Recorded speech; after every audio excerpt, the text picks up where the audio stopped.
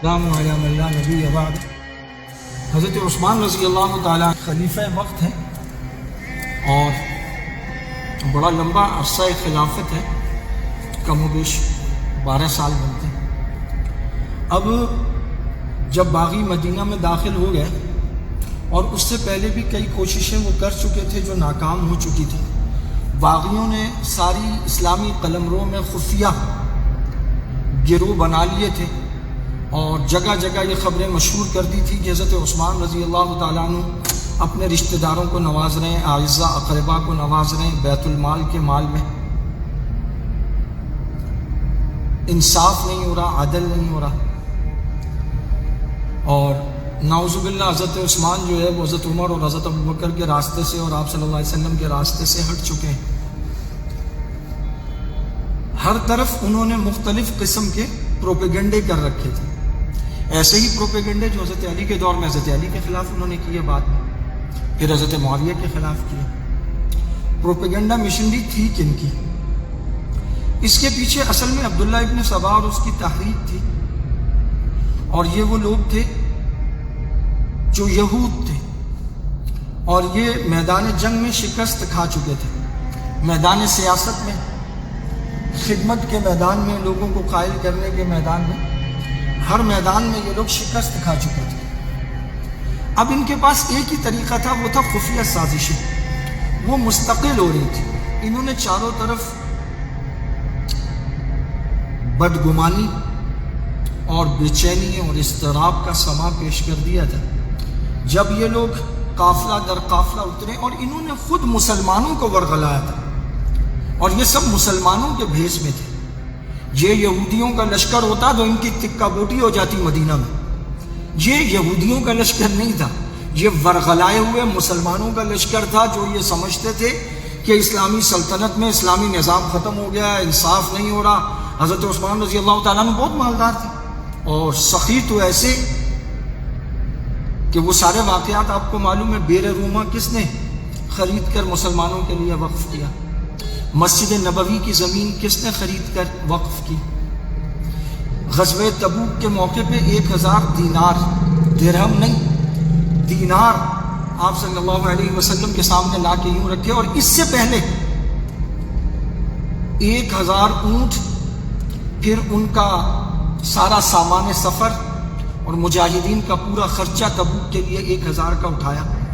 3 دفعہ آپ صلی اللہ علیہ وسلم نے مسجد میں اپیل فرمائی، ہر مرتبہ حضرت عثمان کھڑے ہوئے، اور پھر جب دینار لا کے آپ صلی اللہ علیہ وسلم کے سامنے یوں ڈالے تو آپ صلی اللہ علیہ وسلم ان کو یوں اٹھا کے یوں پلٹتے تھے اور آپ فرماتے تھے ما ضر عثمان ما عمل بعد هذا اليوم، آج کے بعد عثمان کچھ بھی کرے عثمان کو کوئی نقصان نہیں۔ تو حضرت عثمان تو عظیم شخصیت ہے، اتنے سخی ہیں۔ وہ ایک قافلہ جس کا ایک سرا مدینہ سے باہر تھا اور ایک مدینہ کے بازار تک پہنچ گیا تھا، اور تجار کہہ رہے تھے کہ آپ ہمیں دے دیں، اور انہوں نے پروفٹ کا ریشو بڑھایا کیونکہ قحط کا زمانہ تھا، بازار میں چیزیں نایاب اور شارٹ تھیں، تو انہوں نے 1 گنا 2 گنا 4 گنا قیمت لگائی۔ تو حضرت عثمان ہر دفعہ یہ کہتے تھے کہ میں نے اس سے بھی زیادہ پہ سودا کر دیا۔ آتا ہے کہ 10 گنا تک انہوں نے قیمت لگائی۔ حضرت عثمان نے کہا میں نے اس سے بھی زیادہ میں بیچ دیا۔ انہوں نے کہا کس کو دیا؟ انہوں نے کہا میں نے اللہ سے سودا کر لیا، اور وہ سارا مال اللہ کے راہ میں دے دیا مفت۔ یہ والے عثمان تو وہ اپنے رشتہ داروں کو اپنے مال سے دیتے تھے، اعزاء اقربا کو، حدیث میں ہے، اور اعزاء اقربا کے ساتھ حسن سلوک بے شمار احادیث ہیں۔ تو حضرت عثمان تو اس پر عمل کر رہے ہیں۔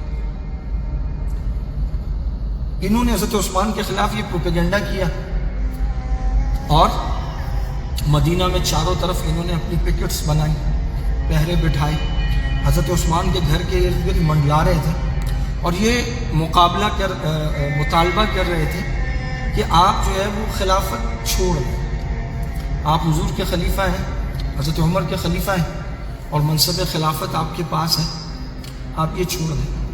حضرت عثمان رضی اللہ تعالیٰ عنہ ایسا نہیں کر سکتے تھے، کیونکہ حضور صلی اللہ علیہ وسلم نے آپ سے کہا تھا کہ عثمان کچھ لوگ آئیں گے اور تم سے وہ قمیص اتارنے کا مطالبہ کریں گے، مراد قمیص خلافت ہے، تم وہ مت اتارنا۔ تو تو جب حضور صلی اللہ علیہ وسلم نے صاف لفظوں میں کہا تھا تو حضرت عثمان اس کو کیسے چھوڑ سکتے؟ تو اب صحابہ کرام نے اپنے طور پر پہرا بٹھایا. حضرت عبداللہ ابن زبیر، حضرت حسن، حضرت حسین، حضرت حسن اور حسین کو حضرت علی رضی اللہ تعالیٰ عنہ نے خود بھیجا اور وہ دروازوں پر پہرا دے رہے تھے اور کسی باغی کو انہوں نے اندر نہیں جانے دیا. پانی پہنچانے کی انہوں نے کوشش کی، کھانا پینا پہنچانے کی انہوں نے کوشش کی، باغیوں نے ایک نہ چلنے دی. کبار صحابہ کرام کو وہ روک نہیں پاتے تھے. حضرت علی اور کچھ دوسرے حضرات جب محاصرہ کیا گیا حضرت عثمان کے گھر کا، تو اس دور میں ایسا نہیں تھا کہ قصر خلافت تھا اور گارڈز کھڑے ہوتے تھے، ایسا کچھ نہیں تھا. حضرت عمر پتھر کا تکیہ سر کے نیچے رکھ کے سو جاتے تھے. سارے معاملے وہ مسجد میں بیٹھ کے طے ہوتے تھے، کوئی محل یا قصر خلافت تو نہیں تھی. تو حضرت عثمان اپنے گھر میں تھے. اسلامی فوجیں حضرت عمر کے دور میں تشکیل پا چکی تھی، وظائف بھی مقرر ہو گئے تھے اور وقفے سے اسلامی قلمروں میں فوجی چھاونیاں بھی تھیں. یہ پورا نظام بن چکا تھا، تنخواہیں بھی تھیں.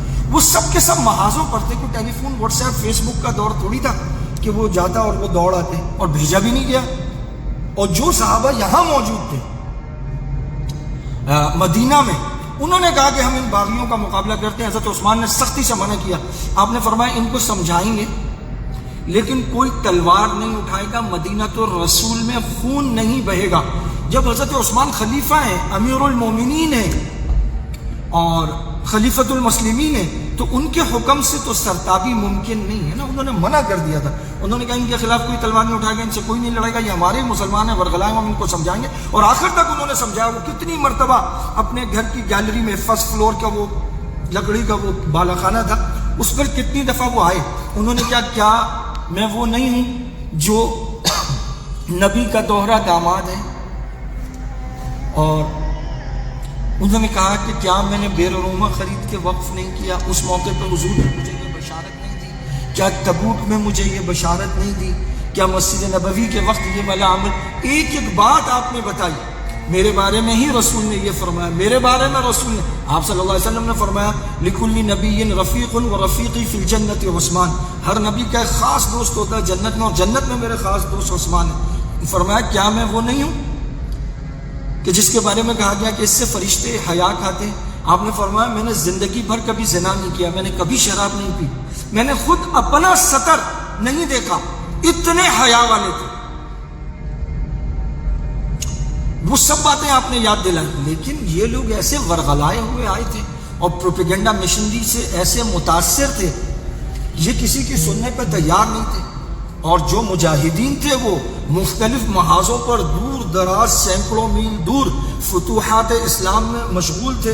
حضرت عثمان کے دور میں فتح کیے جانے والے شہروں کا آپ نام لینا شروع کریں نا، اٹس امپاسبل ٹو سے ان اے ون بریتھ. ایک سانس میں نا آپ سارے نام نہیں لے سکتے سٹیز کے. اتنے سٹیز فتح ہوئے ہیں، نئے شہر فتح ہوئے ہیں. حضرت عثمان کے دور میں تو دور دراز فوجیں وہاں لڑ رہی تھی. اور ایسا نہیں ہوتا تھا کہ فوج کا ایک دستہ جو ہے وہ دارالحکومت میں ہوگا. نہ موجودہ دور پہ دارالحکومت جیسی شکل تھی، اور نہ جو ہے وہ اس طرح کی گارد تھی، نہ پکٹ تھی، نہ ہٹے بچوں کی آوازیں تھی، نہ پرائیویٹ گن مینس تھے. اور جو صحابہ وہاں موجود تھے، مجاہدین موجود تھے، یہی وہ لوگ تھے جو بدل بدل کے آتے جاتے تھے. تو جو مدینہ الرسول میں موجود تھے ان کو حضرت عثمان نے اجازت نہیں دی. انہوں نے کہا تلوار کوئی اٹھائے گا نہیں، خون کا کوئی قطرہ نہیں بہے گا. ان لوگوں کو سمجھانے کی کوشش کی گئی. انہوں نے 40 دن محاصرہ کیا. آخرکار پچھلے گھر سے کود کے یہ اندر گئے. اور جب انہوں نے حضرت عثمان کو شہید کیا اور حضرت عثمان کی شہادت کی خبر آئی اور حضرت نائلہ نے اوپر سے آوازیں دی ہیں اور پتہ چلا کہ حضرت عثمان شہید ہو گئے اور یہ باغی وہاں سے نکل کے بھاگے گھر سے، اور یہ لوگ یہاں سے اندر داخل ہوئے. سامنے سے بھی وہ لوگ ہٹ گئے. تو سامنے والے دروازے سے جب داخل ہوئے، حضرت علی رضی اللہ تعالیٰ عنہ نے آ کر حضرت حسن یا حضرت حسین کے تمانچہ رسید کیا، تھپڑ مارا. انہوں نے کہا میں نے تمہیں یہاں کھڑا کیا تھا، تمہارے ہوتے ہوئے کیسے عثمان تک پہنچ گئے یہ؟ تو حضرت حسن حسین نے صفائی دی. انہوں نے کہا بجان ہم لوگ یہاں پوری تندہی سے کھڑے تھے، یہاں سے نہیں گئے، پچھلا گھر کود کے اندر آئے، یہاں سے ہم نے کسی کو نہیں جانے دیا. صحابہ کرام کی یہ محبت ہے حضرت عثمان سے، اور یہ حضرت عثمان کی مظلومیت ہے. حضرت عثمان چاہتا ٹکا ٹوٹی ہو جاتی ان لوگوں کی، مسئلہ ہی کوئی نہیں تھا، صحابہ چیر پھاڑ ڈالتے ان کو، لیکن حضرت عثمان نے منع فرمایا نہیں، مدینہ تو رسول میں خون نہیں بہے، تلوار نہیں اٹھے، ہم ان کو سمجھائیں گے بجھائیں گے. تو اس لیے اس پورے پس منظر اور پیش منظر کو سمجھنا ضروری ہے. کتنی زبردست پروپیگنڈے مشنری کے برسوں کے کام، اور اس کے بعد یہ لوگ حضرت عثمان تک پہنچے ہیں، اور پھر یہاں تک یہ سارے معاملات ہوئے ہیں. اللہ رب العزت حضرت عثمان رضی اللہ تعالیٰ عنہ کے ولولہ شہادت، آپ کا صبر، آپ کی سخاوت، آپ کی حیا، اس میں سے ایک حصہ ہمیں عطا فرمائے. مظلومانہ شہادت گوارا کر لی ہے. مظلومانہ حضرت عثمان کو کئی مرتبہ، ایک سے زیادہ مرتبہ آپ صلی اللہ علیہ وسلم شہادت کی بشارت دے چکے تھے. حضرت عثمان کو پتہ تھا کہ آخر میں یہ ہونا ہے، لیکن مدینہ الرسول میں ان کا خون خرابہ نہیں ہوا. اللہ تعالیٰ حضرت عثمان رضی اللہ تعالیٰ عنہ کے نقش قدم پر چلنے کی توفیق عطا فرمائے. وآخر دعوانا ان الحمد للہ رب